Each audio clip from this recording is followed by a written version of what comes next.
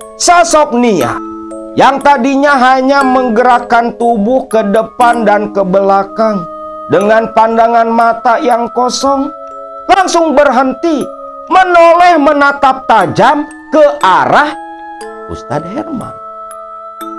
"Jak, tarik Jak, tarik!" ucap Dadang. Ojak pun membantu menarik alat itu. Namun ketika alat ditarik, "Astagfirullahaladzim, Jak, apa itu Jak?" ucap Dadang.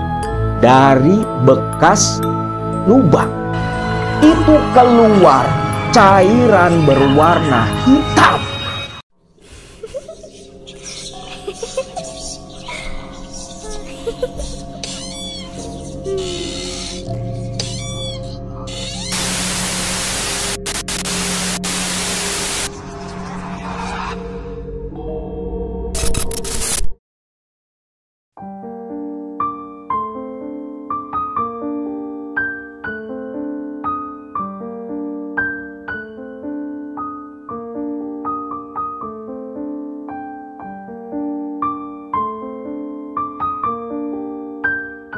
Assalamualaikum warahmatullahi wabarakatuh. Cerita kali ini, cerita yang berasal dari masa lalu, terjadi beberapa puluh tahun yang lalu, di akhir tahun 2000-an. Waktu itu, di sebuah desa di daerah Jawa Barat yang bernama Desa Batu Nunggul, ada sepasang suami istri yang bernama Kutik dan Nia. Dua orang ini begitu terkenal di desa tersebut. Terkenal bukan karena kebaikan, tapi terkenalnya mereka dikarenakan pasangan suami istri ini mempunyai perilaku yang tak baik dan bisa dibilang cukup kejam oleh warga kampung Batu Nunggul. Nia dan Kutik dulunya merupakan orang yang sukses, kaya. Di tengah warga lain hidup susah, mereka berdua bergelimang harta. Mobil dia punya, rumah cukup besar dan mewah. Tanah pun banyak tersebar di desa Batu Nunggul tersebut. Namun, tepat di akhir tahun 2005, ada sebuah peristiwa yang terjadi kepada pasangan suami istri itu yang membuat warga kampung Batu Nunggul gempar. Bahkan akibat peristiwa itu pula terkuaklah rahasia mereka berdua yang ditutup rapat selama bertahun-tahun. Awal cerita, waktu itu tepat jam 2 dini hari, dua orang warga Batu Nunggul yang bernama Ojak dan Jono. Saat itu mereka berdua baru saja bubar ronda di kampung Batu Nunggul. Ojak dan Jono yang memang rumahnya bersebelahan, pulang bersama-sama berjalan kaki sambil bercanda. Namun tepat ketika mendekati sebuah rumah yang cukup sederhana yang ditinggali oleh seorang perempuan bernama Santi, Ojak dan Jono sempat berhenti lalu jongkok karena melihat seseorang keluar dari pintu rumah si Santi. "Jon, itu siapa Jon? Bukannya di rumah si Santi tinggal sendirian?" ucap si Ojak. Jono pun penasaran. Sambil jongkok, mereka berdua terus memperhatikan. Ketika pintu rumah Santi terbuka, ternyata keluar seorang lelaki dari rumah si janda itu. yang sama sekali tak disangka oleh Ojak dan Jono. Terlihat sekali oleh mereka berdua sosok lelaki itu ketika tepat berada di luar pintu rumah Santi. Dipeluk begitu mesra. Lantas si Santi melepas pelukannya. Lalu si laki-laki menaiki motor yang terparkir di depan rumah, meninggalkan kediaman Santi. Di kejauhan, karena malam yang begitu gelap, Ojak dan Jono tidak terlalu kenal dengan raut wajah si lelaki itu. Namun ketika motor mendekat, melaju ke arah mereka, ternyata lelaki itu adalah Mas Kutik, rentenir yang paling terkenal di kampung mereka. Waduh, Jak, itu bukannya si Kutik ya? Habis ngapain dia dari rumah si Santi? Ngapain lagi, John? Kalau bukan gituan, tahu sendiri kan. Katanya si Santi itu jadi piaraannya si Kutik. Alah, mana mungkin kalau bukan karena duit. Mana mungkin si Santi mau ngelayanin lelaki tua kayak si Kutik itu. Ya tahu sendirilah, dia itu kan rentenir. Mungkin si Santi punya utang ke si Kutik, bayarnya pakai gituan, ucap Ojak sambil tersenyum. Selepas Kutik menjauh dari tempat persembunyian mereka, pandangan Jono dan Ojak kembali menatap ke arah Santi yang masih berdiri di luar. Namun ada yang aneh. Setelah Kutik tak terlihat lagi, seketika Santi pun muntah di halaman rumahnya. Saat itu Jono dan Ojak sedang berjalan mendekat. Namun memang gak kelihatan sama si Santi. Melihat Santi yang muntah-muntah di depan rumah, Ojak dan Jono lantas bersembunyi di balik sebuah pohon. Mereka mengintip, mencuri dengar apa yang diucapkan oleh Santi. Jelas sekali di telinga mereka berdua, Santi selepas muntah sambil berkata, amit-amit, kalau aja bukan masalah utang, mana mau ngelayanin si Pak Kutik. Mana tubuhnya kudisan, bau anyir. Tentunya mendengar ucapan Santi seperti itu, Ojak dan Jono hanya saling pandang kebingungan. Kata-kata Santi yang menyebutkan kalau tubuh Kutik penuh kudis dan bau anyir membuat mereka berdua tak menyangka. Apa mungkin tubuh Kutik memang seperti yang diucapkan oleh Santi? Karena selama ini ketika Kutik keluar rumah, tubuhnya selalu berbau wangi. Tak pernah ada bau sama sekali. Lalu selepas Santi masuk ke dalam, barulah Jono dan si Ojak pun kembali mendekati rumah Santi. Awalnya Jono ingin bertanya kepada Santi tentang kebenaran ucapan Santi tadi. Namun si Ojak melarang. Udahlah John, jangan ikut campur urusan mereka. Sebaiknya kita pulang saja. Ini sudah jam 2 loh.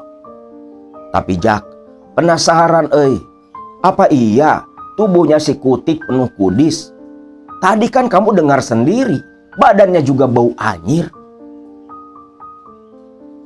Ojak terdiam. Dia pun sebenarnya ingin menanyakan hal itu kepada Santi. Yang padahal masalah seperti itu masalah sepele. Tak perlulah rasanya diketahui oleh orang lain. Namun karena mereka berdua punya rasa dendam kepada Kutik. Akhirnya memutuskan langsung menemui Santi saat itu juga. Berjalan mendekat ke pintu rumah Santi. Pintu pun diketuk oleh si Ojak. Terdengar Santi dari dalam berkata, "Loh, katanya mau langsung pulang, Thomas. Ada apa lagi?" Ucap Santi. "San, ini Mamang San, Mang Ojak." "Loh, Mang Ojak? Bentar, Mang," teriak Santi. Berlari langsung membukakan pintu. Nyatalah ternyata memang Ojak dan Jono. "Ada apa, Mang? Malam-malam begini ke rumah Santi?" "San, terus terang saja, Mamang berdua tadi ngelihat si Kutik dari rumah kamu. Habis ngapain dia?" Anu Mang, anu apa? Mamang berdua tahu." "Terus terang saja Santi, Mamang berdua ini malam ini kebagian ronda. Ini sudah bagian dari pekerjaan Mamang. Mamang takut ada apa-apa terjadi sama Neng Santi. Neng Santi ini kan janda, gak punya suami. Kan tak baik ada lelaki keluar dari rumah Neng Santi." Ucap si Ojak pura-pura tak tahu. Santi pun terlihat gugup. Namun akhirnya Santi mempersilahkan mereka berdua masuk ke dalam. Dan di dalam rumah pun Santi mulai diinterogasi oleh Ojak dan Jono. Dari hasil interogasi malam itu, apa yang dikatakan oleh Santi membuat Jono dan Ojak semakin geram akan kelakuan si Kutik. Yang ternyata memang betul, Santi punya utang cukup besar kepada Kutik. Bekas dulu biaya berobat almarhum suaminya. Namun tak bisa Santi bayar, sampai akhirnya rumah kediaman Santi itu mau disita sama si Kutik. Santi yang bingung, kalau rumah disita dia harus tinggal di mana. Akhirnya mau tak mau, Santi harus menjadi budak agar rumah tak disita, dengan dalih mencicil utang ke Kutik dengan cara melayani si Kutik. Kurang ajar memang. Tak cukup apa? Sudah banyak warga yang dia rugikan, yang dia sita harta bendanya. Sekarang kehormatan kamu disita juga sama dia. Ini gak bisa dibiarin, Jak. Gak bisa dibiarin. Masalah ini harus kita selesaikan. Kalau perlu, kita kumpulkan warga, kita usir si Kutik dari kampung kita. Jono hanya diam. Diam bukan berarti tak peduli dengan apa yang terjadi kepada Santi. Tapi diamnya Jono, dia pun teringat akan kejadian yang pernah dia alami berkaitan dengan utang piutang kepada rentenir kejam si Kutik itu. Beralih ke Kutik. Kutik yang sudah melaju pergi dari rumah Santi, membawa motornya sambil bersiul-siul, bergegas ingin sampai pulang ke rumahnya. Singkatnya, setibanya Kutik di halaman rumah yang dia tinggali dengan istri dan anak semata wayangnya, Kutik lantas mengetuk-ngetuk pintu rumah. Dari dalam terdengar suara Nia, yang lebih akrab dipanggil Mamih Nia, langsung membukakan pintu, melotot tajam ke arah suaminya sambil bertolak pinggang. "Mas, habis dari mana? Jam segini baru pulang." Biasa, Mas habis nagih utang-utang yang belum pada bayar." "Alah, cuma alasan. Pasti habis dari rumah si Santi kan?" "Alah, sudahlah. Itu urusan Mas. Yang penting kebutuhan kamu tercukupi. Masalah mau ke rumah si Santi kek, mau ke rumah siapa kek, kamu gak perlu ikut campur. Ucap Kutik yang agak marah langsung berlalu masuk ke dalam rumah. Sedangkan saat itu Tia terbangun mendengar suara pertengkaran ibu dan bapaknya. Sedih sebenarnya Tia. Hampir setiap malam selalu ada cekcok di orang tua mereka. Itu terjadi semenjak usaha yang dimiliki oleh bapaknya terjaring razia. Bahkan Kutik sempat ditahan di penjara sebelum ditebus oleh ibunya.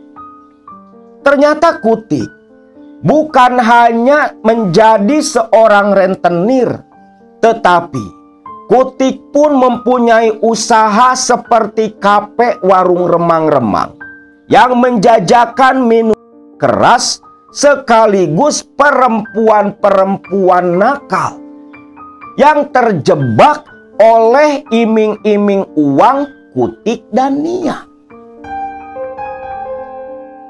Kutik yang selepas bertengkar tadi, dia memilih langsung masuk ke dalam kamar.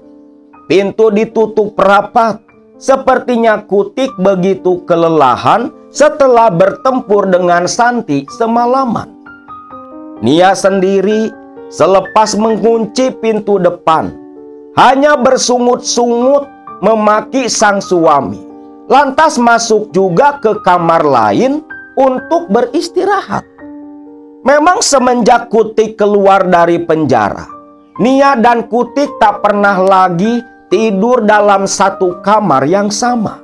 Ketika Nia berjalan menuju ke kamar tidurnya yang bersebelahan dengan kamar suaminya itu, benar-benar kayaknya pulang langsung tidur dia.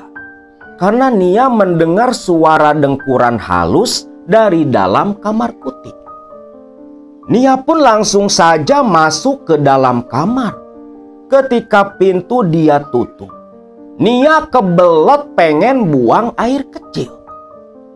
Nia pun keluar lagi, setengah berlari menuju ke kamar mandi.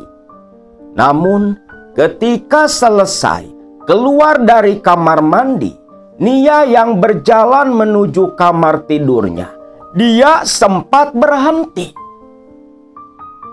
Berhentinya Nia tepat di depan kamar kecil yang begitu gelap. Kamar kecil yang 3 tahun lalu sering dia jadikan tempat untuk meletakkan sesaji keperluan ritual. Kamar yang sudah tak lagi digunakan. Ketika berhenti di depan pintu kamar kecil itu, Nia mendengar suara klotak-klotak, suara ribut dari dalam kamar. Suara ribut yang disertai aroma kembang Kamboja, diiringi oleh bau kentang rebus. Bau yang begitu akrab di hidung Nia. Allah Gusti, apa mungkin? Tapi bukannya benda itu sudah hilang. Tapi bau ini baunya Nyi Ratu, pikir Nia. Bau yang memang begitu akrab. Bau dari sosok yang dulu bertahun-tahun mereka puja, memberikan kekayaan dan kesuksesan kepada keluarga Nia. Bau dari sosok Ratu Gendruwo yang bernama Nyimas Gendrawani, penghuni sebuah benda pusaka pemberian almarhum Abah Asep, dukun mereka. Ada dorongan kuat pula di hati Nia, seolah ada yang menyuruh membuka pintu kamar kecil itu. Penasaran, Nia lantas memegang gagang pintu. Dia putar, menimbulkan suara decitan yang cukup keras. Mungkin karena pintu sudah 3 tahun tak dibuka lagi. Ketika pintu terbuka pelan, Nia dorong perlahan.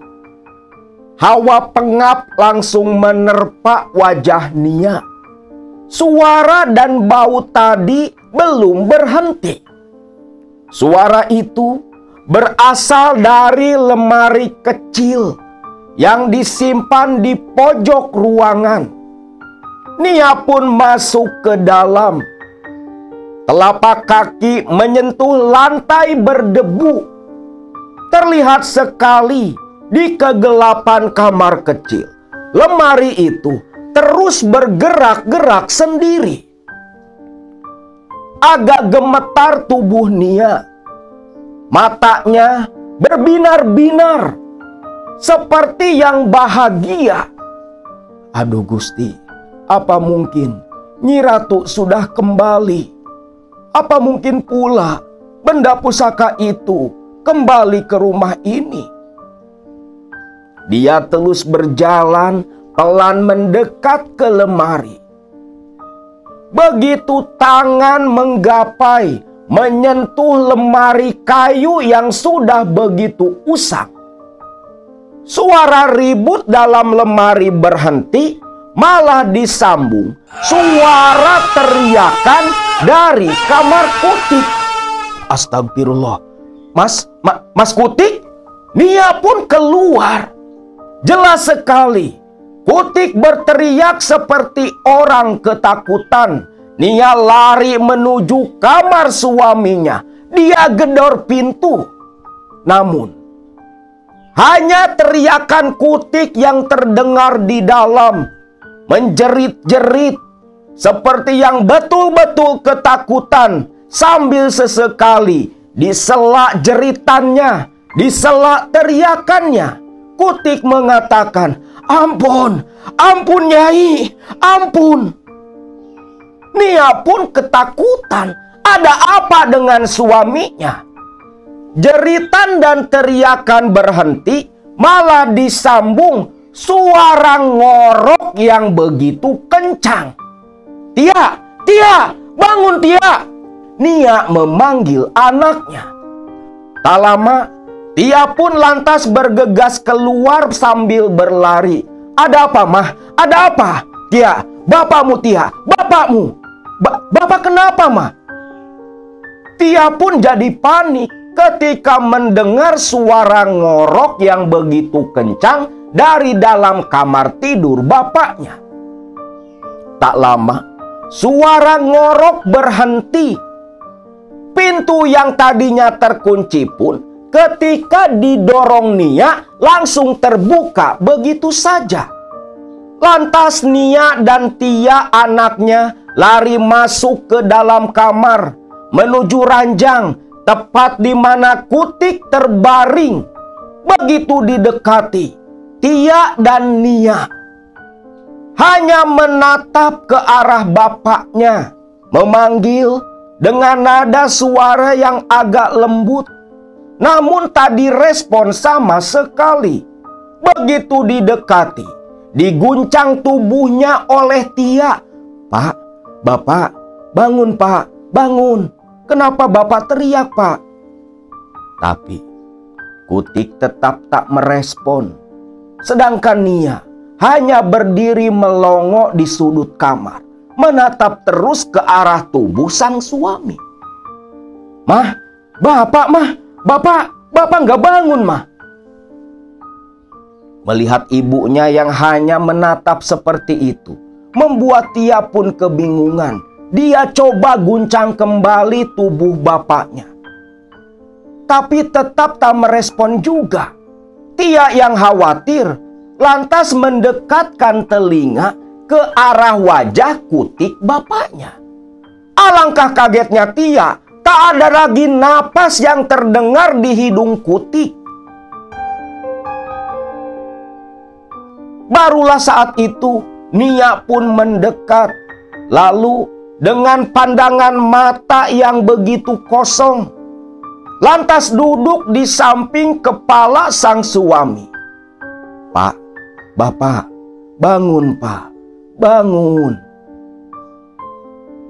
"Mah, ini Bapak kenapa, Mah?" "Pak, bangun Pak, bangun. Bangun Pak. Jangan dulu pergi Pak, jangan dulu pergi. Nyai Ratu sudah kembali Pak, Nyai Ratu sudah pulang Pak." Ucap Nia menceracau tak jelas seperti itu. Tia sendiri hanya bisa terbengong melihat ibunya yang seperti bukan ibu kandungnya. Dari suaranya, gerak tubuhnya, Tia tak mengenali sosok Nia yang di hadapannya. "Bangun Pak, bangun. Nyi Ratu sudah pulang Pak, Nyi Ratu sudah pulang."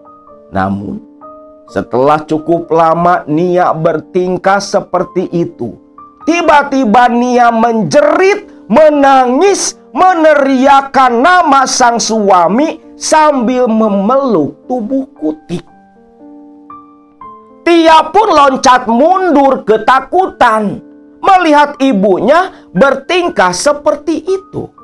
Sadarlah Tia kalau bapaknya sudah tak bernyawa. Ibunya yang terus menangis menjerit-jerit, lantas menengadah menoleh ke arah Tia. "Tia, bapakmu mati Tia, bapakmu mati, dibawa sama Nyi Ratu. Cepat panggil tetangga untuk bantu bapakmu."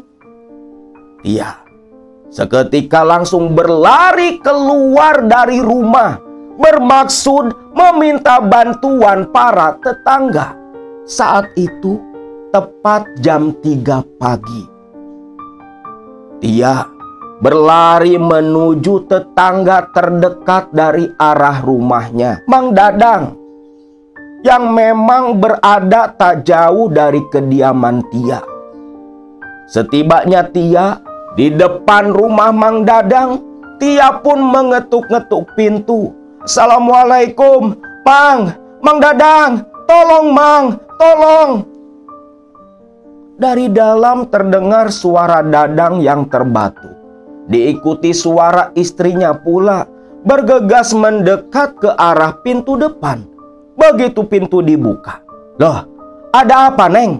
Jam segini teriak-teriak sambil nangis pula. Ada apa?" "Mang, tolong Mang, Bapak Mang, Bapak." "Bapak? Bapak siapa? Si Kutik?" Iya Mang, Pak Kutik, dia meninggal Mang." "Si Kutik mati? Biarkan saja bapakmu itu mati, biarkan saja. Tak usah diurus, tak usah dikuburkan. Biarkan jadi makanan setan, biarkan jadi makanan binatang. Hah, pergi sana. Mama nggak mau ngurus jenazah bapakmu itu," ucap Dadang. Yang langsung menutup pintu membuat Tia pun hanya berdiri melongo tak percaya. Bahkan Tia masih mendengar suara Dadang yang terus marah-marah di dalam rumah. "Pak, kenapa gak dibantu Pak? Kasihan kan si Neng Tia." "Alah, memang Bapak kasihan juga sama Neng Tia. Tapi kalau si Kutik, biarkan saja Bu, biarkan." Tia pun sadar, memang bapaknya itu begitu dibenci oleh para tetangga, bahkan oleh semua warga kampung Batu Nunggu. Namun Tia tak putus asa. Sejahat apapun Kutik tetaplah bapaknya. Terlebih sekarang sudah tak bernyawa. Tia pun kembali menuju ke rumah-rumah tetangga yang lain. Tapi yang terjadi, semua tetangga yang didatangi oleh Tia merespon sama seperti dengan Dadang. Tak ada yang mau membantu mengurus jenazah si Kutik. Tia pun hampir putus asa. Namun ketika Tia yang waktu itu berjalan gontai setelah 6 rumah tetangga didatangi, terdengarlah dari masjid suara tahrim. Ingatlah Tia kepada Ustadz Herman, imam di masjid Kampung Batu Nunggul. Ya Allah, baru ingat, kenapa nggak ke Ustadz Herman? Tia pun langsung lari menuju ke masjid di tengah pekampungan. Setibanya di masjid, terlihatlah di dalam, ternyata di situ ada pula Mang Ojak, Mang Jono, seperti yang sedang berbicara dengan Ustadz Herman, dan seorang lelaki setengah baya yang sedang membaca tahrim lewat toa. Tia pun menyusut air mata, mendekat ke masjid. Tepat di depan pintu, "Assalamualaikum." "Waalaikumsalam." Neng Tia," tegur Ustadz Herman, yang lantas berdiri diikuti Jono dan Ojak. "Ada apa, Neng? Ini baru jam 3 loh. Ada apa kesini? Tumben-tumbenan." "Begini Pak Ustadz, bapak saya." "Bapak? Kenapa bapaknya, Neng?" Bapak saya Pak Ustadz, bapak saya mati." "Innalillahi wa inna ilaihi roji'un." "Mas Kutik meninggal?" Iya Pak Ustadz. Tolong Pak Ustadz, gak ada yang mau bantu Pak Ustadz. Para tetangga semua gak mau bantu." Sambil berderai air mata, Tia memohon kepada Ustadz Herman. Sedangkan Jono dan si Ojak hanya terdiam saling tatap. Baru beberapa jam lalu, mereka berdua lihat si Kutik keluar dari rumah Santi. Si lelaki setengah baya yang lagi baca tahrim pun berhenti mendengar nama Kutik meninggal. Pak Ustadz, bagaimana ini Pak?" Begini saja, sekarang kita ke rumah Neng Tia. Bagaimanapun si Kutik itu warga kita. Kita harus bantu dia. Itu kewajiban kita. Tapi bentar lagi subuh Pak Ustadz. Masih ada waktu 1 jam lagi. Sekarang kita ke sana dulu. Kasihan Neng Tia. Mungkin ibunya juga lagi kebingungan sekarang, ucap Ustadz Herman. Akhirnya Ojak, Jono, dan lelaki paruh baya yang bernama Mang Nana bersama-sama dengan Neng Tia menuju ke rumah si Mas Kutik. Setibanya di rumah Kutik, Tia langsung berlari masuk ke dalam. Terlihatlah Nia, ibunya Tia, hanya sedang duduk melamun dengan pandangan mata yang begitu kosong. Tak berbicara ketika ditegur Ustadz Herman dan jamaahnya. Nia tak merespon sama sekali. Bahkan Tia yang memanggil-manggil sang ibu hanya dibiarkan seolah tak terlihat dan tidak terdengar. Pak Ustadz, ibu.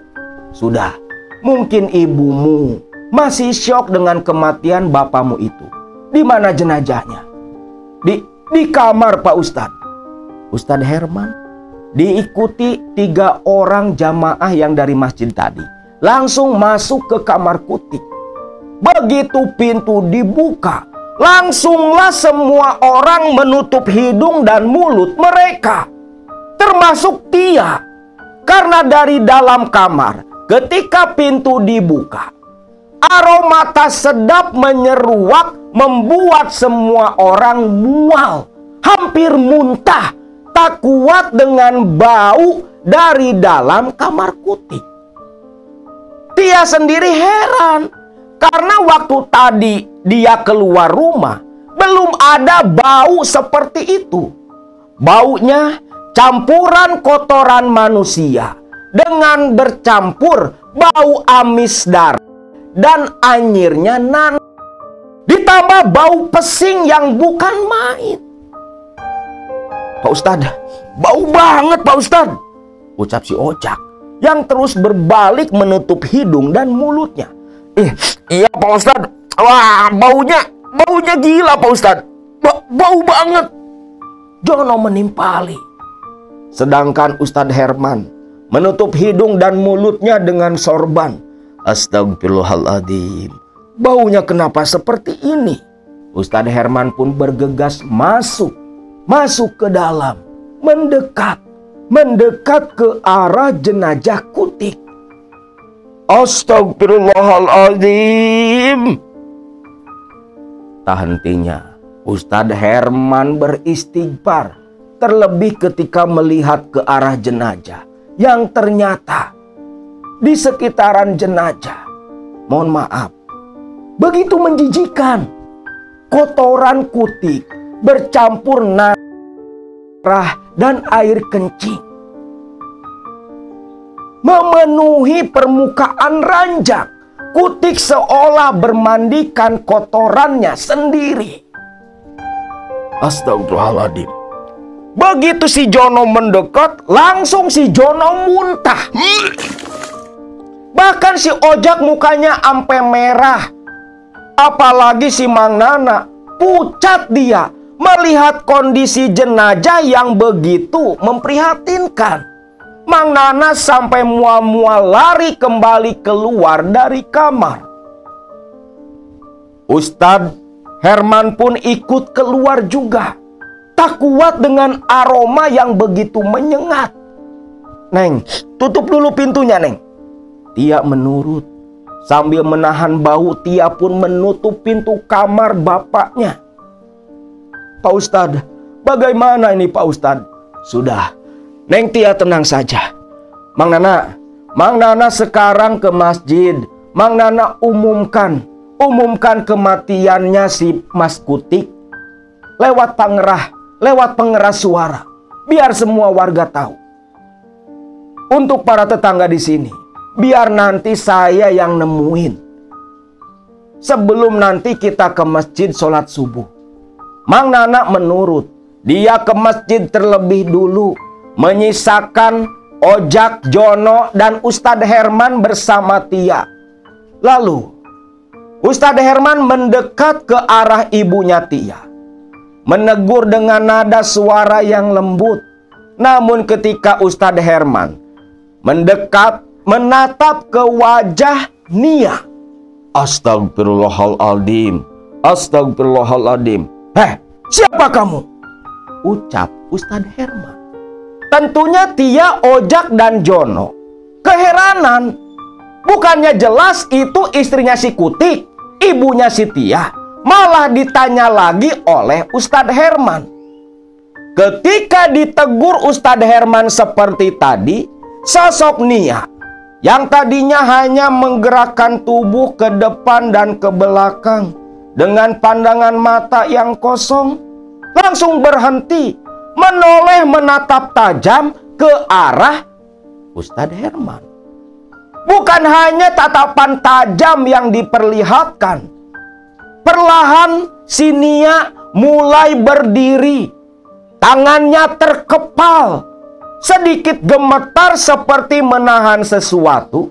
Lalu tiba-tiba saja sosok si Nia ini tertawa terbahak-bahak, menggeram, menatap marah ke arah Ustadz Herman. Melihat itu, Tia pun ketakutan. Jono dan Ojak pun sampai mundur melihat Nia seperti yang kerasukan. Siapa kamu? Keluar kamu. Jangan kamu ganggu perempuan ini. Tapi jawaban dari Nia hanyalah geraman penuh amarah. Ustadz Herman paham ada sosok yang merasuk menguasai tubuh Nia. Lalu dengan mata yang tajam, Ustadz Herman menunjuk ke arah wajah Nia sambil membaca ayat-ayat suci. Pandangannya tajam. Nia yang tadinya bergerak maju seperti yang ingin menyerang, pelan-pelan dia mundur ketakutan sampai tubuhnya membentur dinding ruang tamu. Ustadz Herman tak tinggal diam. Dia lepas sorban yang dia kenakan.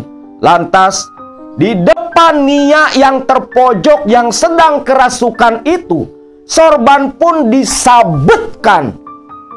ke arah wajah Nia yang seketika Nia pun teriak lalu terkulai jatuh pingsan tak sadarkan diri. Alhamdulillahirabbil alamin. Pak Ustadz, itu kenapa Pak Ustadz? Dia kerasukan, Jak. Ada yang merasuk menguasai tubuhnya. Siapa Pak Ustadz? Siapa yang merasuk ke tubuh Mama Pak Ustadz? Ustadz Herman hanya menggelengkan kepala. Bukan siapa-siapa. Itu hanya setan yang lewat. Biarkan saja. Sekarang bantu pindahin mamah kamu ke dalam kamar. Iya Pak Ustadz. Jono dan Ojak langsung menggotong tubuh Nia diikuti oleh Tia. Dibawa masuk ke dalam kamar di sebelah kamar Kutik untuk dibaringkan. Selepas itu, bagaimana Pak Ustadz? Apa sebaiknya kita langsung ke masjid saja dulu? Begini saja, Mang Ojak dan Mang Jono. Sekarang saya minta kalian berdua temani Neng Tia di sini. Sholat berjamaah saja berdua di sini. Saya mau ke masjid sambil mau ngedatangin para tetangga di sini agar mau membantu mengurus jenazah si Kutik.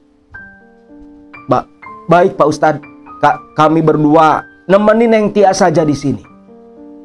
Lalu Ustadz Herman pun berlalu keluar. Tinggal setengah jam lagi adzan subuh bakal berkumandang. Dan betul saja, Ustadz Herman pun langsung mendatangi rumah si Dadang. Ketika membukakan pintu, Dadang kaget. Namun saat Ustadz Herman bilang meminta Dadang membantu mengurus jenazah si Kutik, Dadang menolak. Tapi langsung dinasehati oleh Ustadz Herman. Barulah Dadang mengalah. Akhirnya ikut Ustadz Herman untuk ke masjid dulu berjamaah subuh. Dan nanti baru kembali ikut mengurus jenazah si Kutik. Satu persatu tetangga didatangi oleh Ustadz Herman. 8 orang pria pun keluar mengikuti Ustadz Herman yang tadinya menolak, tak mau sama sekali ikut mengurus jenazah si Kutik.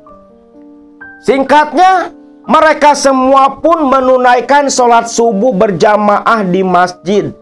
Selepas selesai dipimpin Ustadz Herman, para jamaah sholat subuh pun langsung bergegas menuju ke rumah si Kutik. Begitu sampai di rumah Kutik, Jono dan Ojak sedang menunggu di halaman depan. Loh, kenapa kalian gak di dalam? Tegur Ustadz Herman. Alah, ampun Pak Ustadz.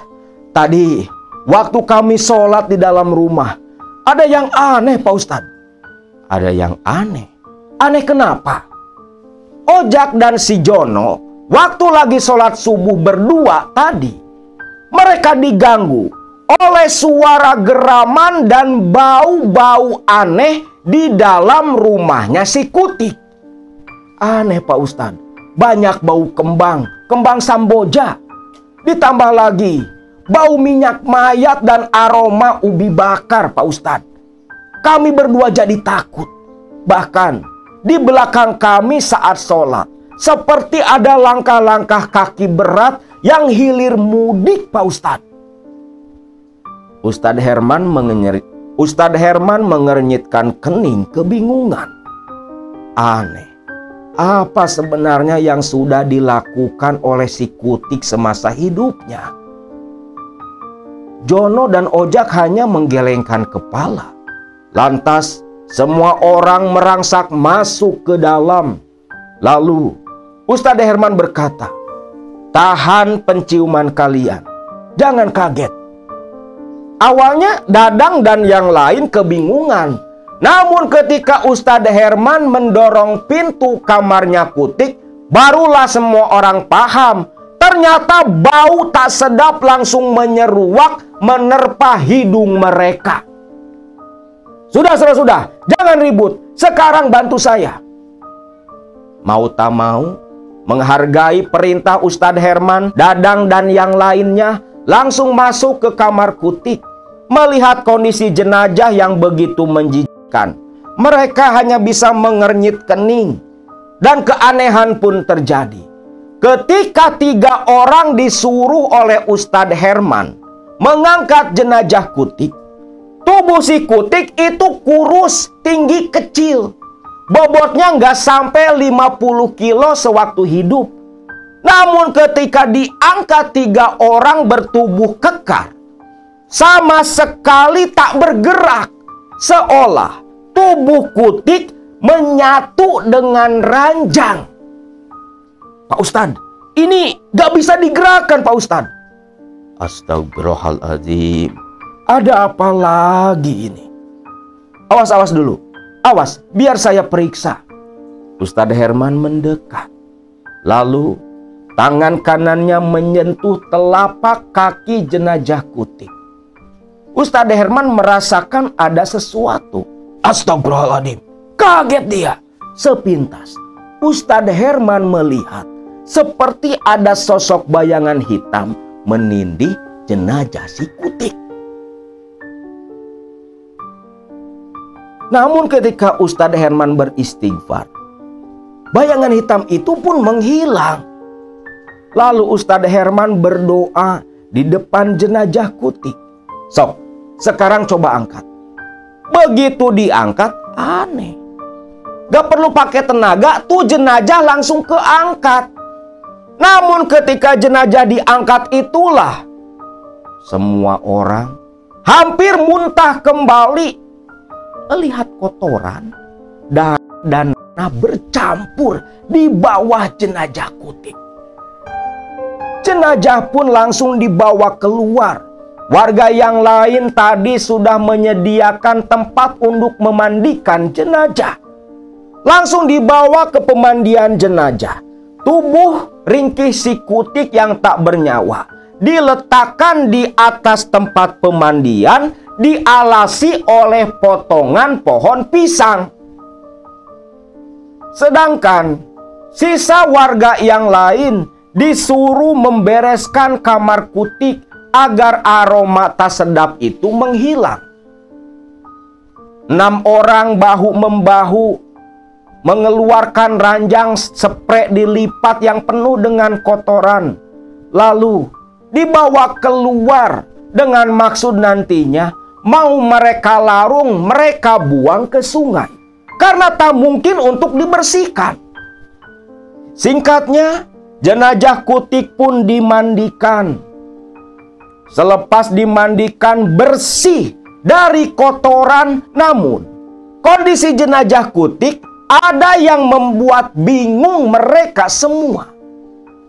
Mohon maaf, alat kelamin tombaknya si Kutik ketika mati posisinya tegak berdiri. Dan dari tombak si Kutik itu keluar cairan nan merembes bercampur dengan darah. Bahkan ketika dimandikan, coba ditidurkan, itu tetap saja tegak lagi, seperti yang hidup. Akhirnya mau tak mau, jenazah pun kembali dibawa ke ruang tamu dalam kondisi masih tegak lurus seperti itu. Bahkan ketika dikapani, itu begitu mencolok. Diikat dengan tali kain kapan agar tak berdiri. Namun ikatan selalu lepas. Bayangin aja, pocong. Jenazah yang sudah jadi pocong dengan tombak yang menjulur. Bentuknya seperti apa? Bisa kalian bayangkan sendiri.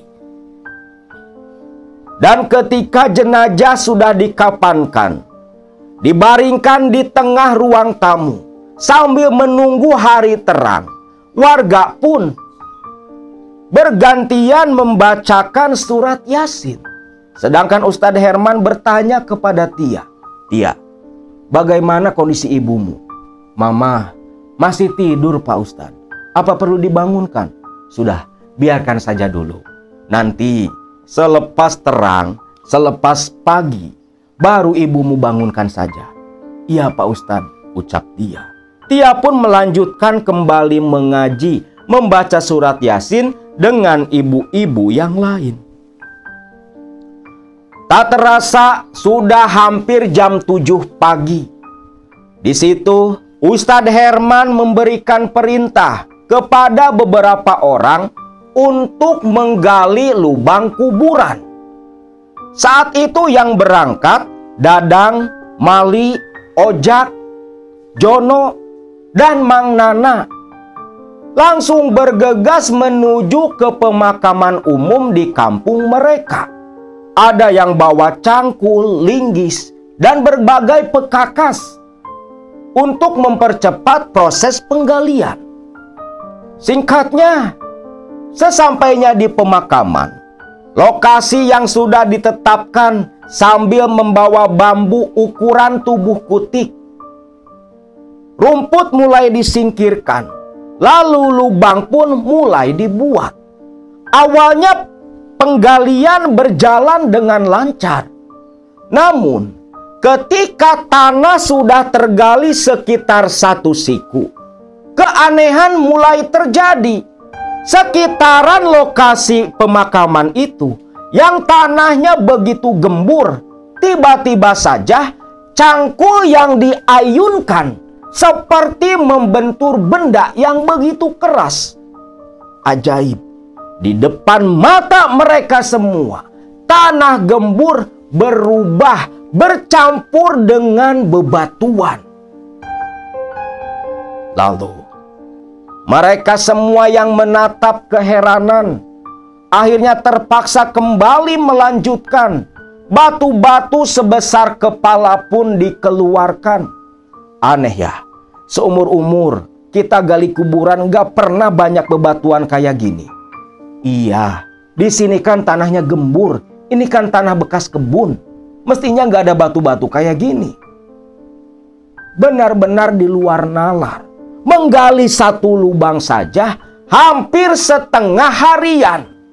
Udah jam 10, belum juga selesai. Baru setengah lubang yang mereka gali. Sedangkan Ojak dan kawan-kawannya sudah begitu kelelahan. Kembali ke rumah Kutik. Saat itu Ustadz Herman menyuruh Aceng, "Ceng, coba kamu cek ke pemakaman. Kenapa nih warga belum pada kesini? Ini sudah siang loh. Jenazah sudah harus dibawa ke pemakaman." Iya Pak Ustadz, saya lari dulu ke sana Pak Ustadz, ucap Aceng yang langsung bergegas keluar menyusul si Ojak dan kawan-kawan. Namun, sepeninggalnya Aceng, Ustadz Herman dan warga yang lain masih menunggui jenazah Kutik. Tiba-tiba pintu kamar tidurnya Nia terbuka. Semua orang diam, lantas menoleh ke arah Nia.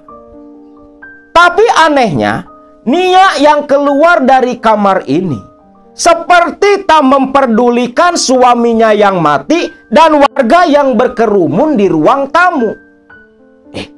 Aneh ya, suami mati bukannya sedih atau apa, malah bengong kayak gitu, ucap seorang ibu-ibu. "Shh, diam, biarkan saja, mungkin dia masih syok." Sedangkan Ustadz Herman melihat seperti ada yang aneh dengan Nia. Karena ketika Nia keluar, pandangan matanya begitu kosong. Seperti bukan Nia, seperti ada sesuatu yang sama terjadi ketika waktu subuh tadi. Tapi Ustadz Herman membiarkan saja. Karena ketika Tia mendekat ke arah ibunya, "Ibu mau kemana?" "Ibu mau ke toilet," ucap Nia dengan nada yang begitu datar, langsung berlalu begitu saja. Tia pun hanya mengangguk, kembali mendekat ke jenazah bapaknya sambil menunggu lubang galian selesai dikerjakan. Baru saja Tia duduk, ibu-ibu kembali diam, Ustadz Herman kembali menoleh menatap ke arah jenazah Kutik. Tiba-tiba terdengar suara teriakan Nia dari kamar mandi. Ustadz Herman lantas berdiri, diikuti Tia dan ibu-ibu yang lain berlari menuju kamar mandi. Ketika sampai di dapur, pintu kamar mandi yang terbuka memperlihatkan Nia yang tergeletak dengan tubuh kejang. Darah menyembur dari mulutnya, mata melotot seperti lepas menyaksikan sesuatu yang menakutkan. Tia menjerit mendekat ke arah ibunya. Disaksikan semua orang.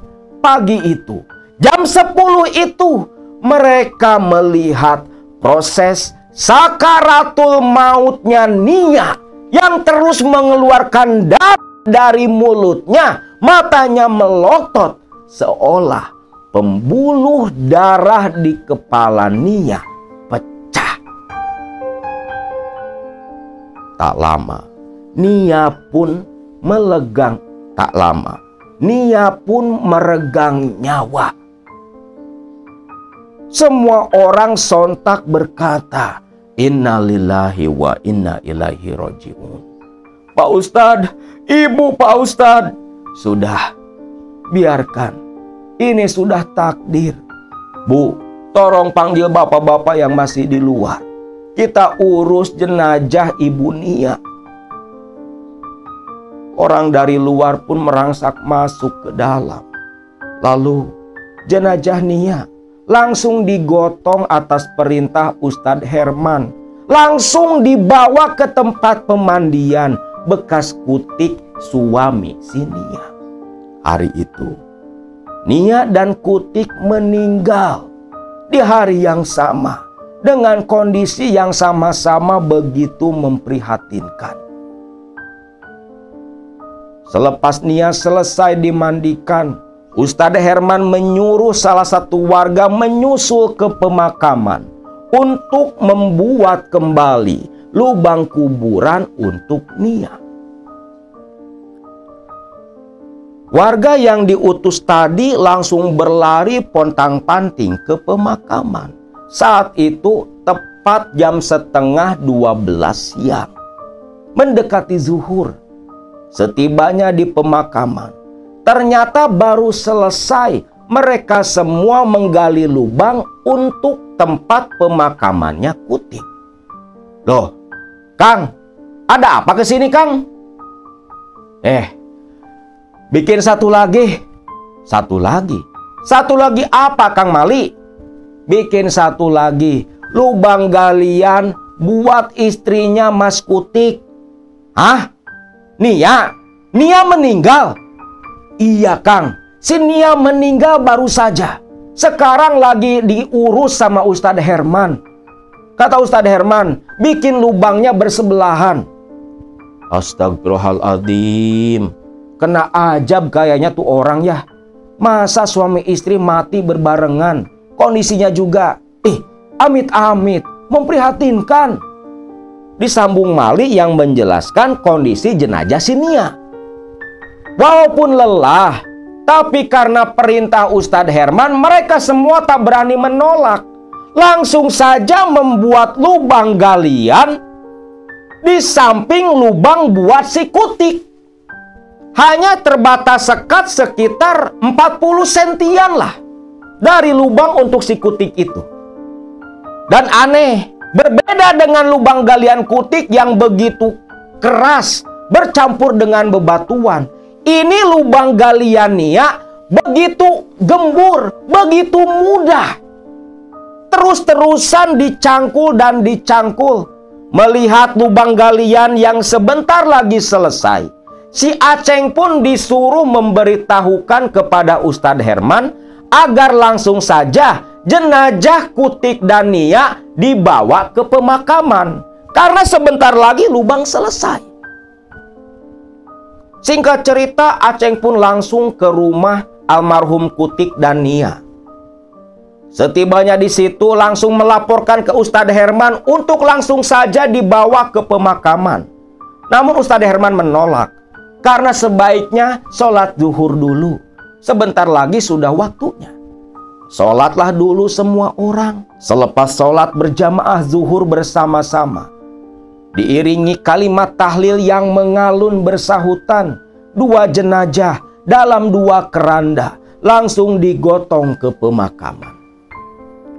Ketika itu, saat suara lantunan tahlil sudah mendekat ke arah pemakaman. Woi, tuh, sudah mau datang. Woi, buruan, itu liang lahatnya selesaikan, ucap si Ojak. Jono yang kebetulan di bawah dengan si Dadang lagi bikin liang lahat untuk jenazah Nia. Langsung mempercepat pekerjaan mereka, bahu-membahu. Namun, ketika alat yang digunakan untuk membuat lubang langsung dibenturkan oleh Dadang, seperti membentur sesuatu. Pres! Seketika alat pun macet. Woi, bentur apaan ya, susah, Jak, tarik, Jak, tarik, ucap Dadang. Ojak pun membantu menarik alat itu. Namun ketika alat ditarik, astagfirullahaladzim, Jak, apa itu, Jak? Ucap Dadang. Dari bekas lubang itu keluar cairan berwarna hitam. Bukan minyak, tapi cairan itu berbentuk seperti air, namun kental.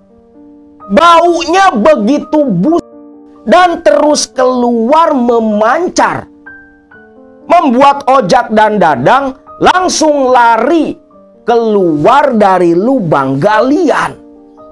Dalam sekejap, hampir 2 buku jari lubang galian terendam. Tak cukup sampai di situ. Ketika terlihat 2 keranda sudah masuk ke area pemakaman, sekat tanah antara makam Kutik dan makam Nia urung seketika. Astagfirullahaladzim, Pak Ustadz, Pak Ustadz, teriak Dadang, memanggil Ustadz Herman yang sudah terlihat di area pemakaman. Ustadz Herman pun lari mendekat ke arah Dadang dan kawan-kawan. Ketika melihat lubang galian yang luluh lantak, sekatnya hancur urung, ditambah sudah terlihat rembesan air hitam, kental dan berbau begitu busuk seperti air comberan. Ustadz Herman tak bisa berkata apa-apa. Dia hanya menatap diam.